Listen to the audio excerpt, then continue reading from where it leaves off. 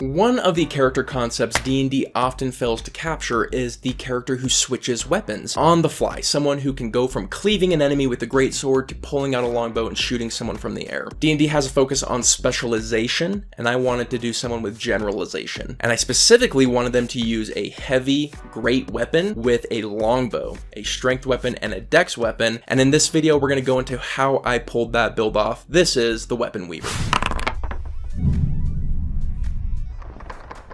So, what are our goals and limitations with this build? Well, our goal is we want to use a great sword and a longbow, and we want to use them in balance. What this means is that we need to incentivize them to be about equal. We can't specialize in one. We really need to focus on having each of them be nearly as effective as the other, just in different scenarios. As for our lineage, I chose Mountain Dwarf. This is because +2/+2 means we can put it into our strength and our dexterity, hopefully getting both of them to around 17, so that when we hit an ASI, we can pop them both up to 18 and have that be kind of our stat line for the rest as we go take feats later and whatever. We'd want to get those both as high as possible, as quick as possible. So of course, when it comes to our stats, dex and strength are our primary and they need to be exactly equal. Our secondary is going to be constitution and our tertiary is going to be wisdom just for our saves. As for our leveling structure, I went Eldritch Knight through and through. The main idea behind taking Eldritch Knight is their coolest and most underwhelming feature is their ability to choose two weapons that they can teleport as a bonus action seamlessly from one another. This really allows us to do some cool things with them and fits the flavor perfectly and really makes us the Weapon Weaver. Let's move into the core of the build, the primary ideas. In the early levels, we're going to take our heavy armor, we're going to try and get the best AC we can get. Now we have lower than normal constitution and we're not wearing a shield like most Eldritch Knights, but Eldritch Knights are inherently tanky with heavy armor and the shield spell. That's something else to know is that we're not taking anything in intelligence, so every spell we choose really needs to be intelligent-less. So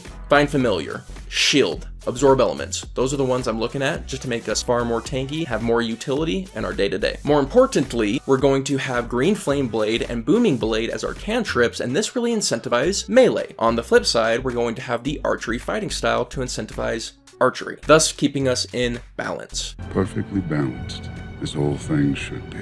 Again, with our ASIs, our ideal situation here is a +1/+1, getting both our strength and dex, hopefully to 18. If your stats were done differently, then it's totally understandable, but that's pretty much what we're aiming for. So what I'm looking for with this build is, let's say we begin and we have a bunch of space to work with, so we can start with archery. So we're shooting people around and then we get pressured. Well, unlike a lot of archers who have to figure out some way to hit and run, we just teleport a freaking greatsword into our hands and start smacking the people right in front of us without any fear whatsoever. You think you can pressure this archer? No, you cannot. On the flip side, maybe we start in some pretty tight quarters. We're cleaving people down, but someone starts fleeing down the hallway. We don't have the movement speed to reach them, so all we have to do is bonus action. A bow is now in our hand, and we can get those final few shots to end that fight. That's the kind of flexibility I'm looking for with this build. I like the idea of using one attack with your sword and your second attack with your bow, or vice versa. So many different things to do, and I would really be looking for creative opportunities here. Now let's go into our mid-levels, 5 and onward. Well, now we have extra attack and our cantrips get a boost. Those boosts incentivize us to do melee attacks. Now our melee attacks do bonus damage and have extra effects. We really want to be doing melee attacks now, right? Well, no, because we are actually going to pick up the feat Sharpshooter. Sharpshooter has great synergy with the archery fighting style, and now we can deal some awesome damage from afar, thus keeping our two damage types in balance. Next up, we have our spells. And again, we can't do intelligence-based spells, and I want to say that Blur really stands out to me with Eldritch Knights. Blur is usually not used because its concentration is just a